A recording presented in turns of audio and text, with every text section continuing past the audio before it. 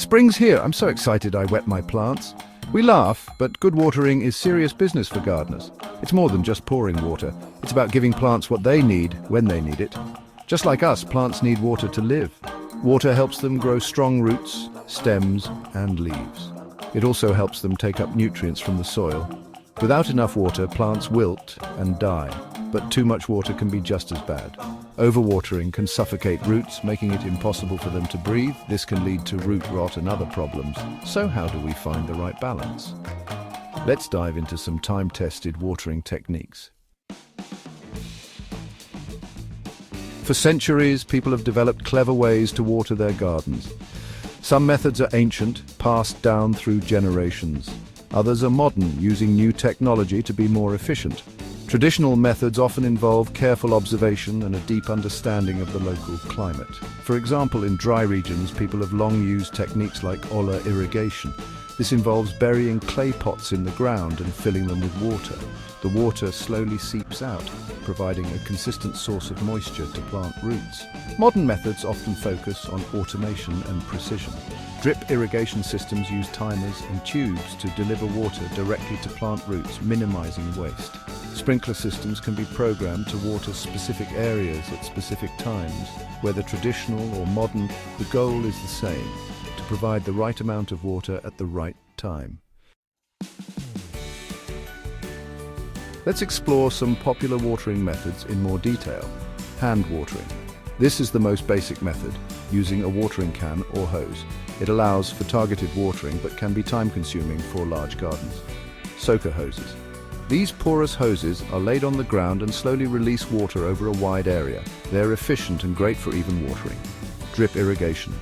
This method uses a network of tubes and emitters to deliver water directly to plant roots. It's highly efficient and ideal for water conservation. Sprinkler systems.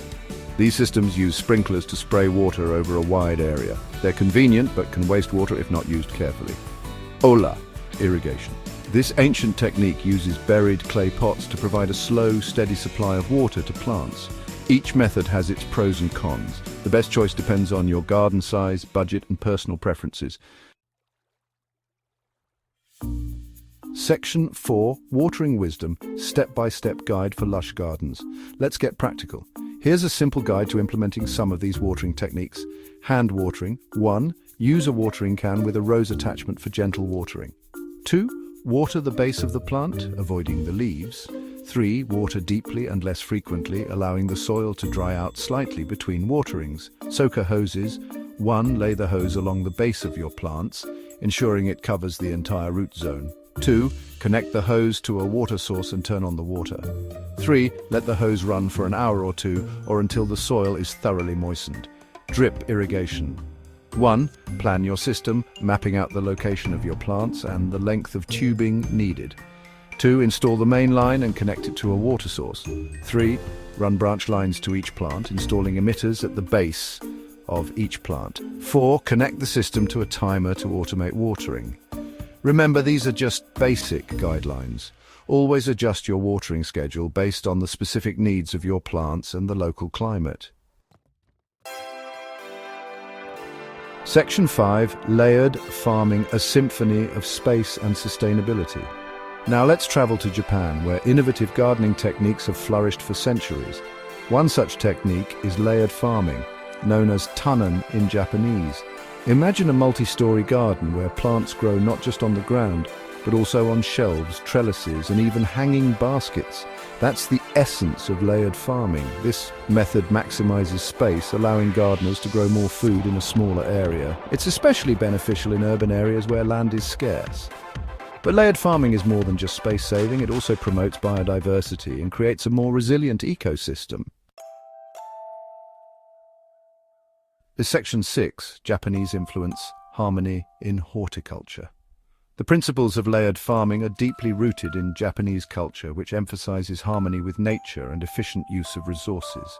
For centuries, Japanese gardeners have sought to create miniature ecosystems that mimic the balance found in nature.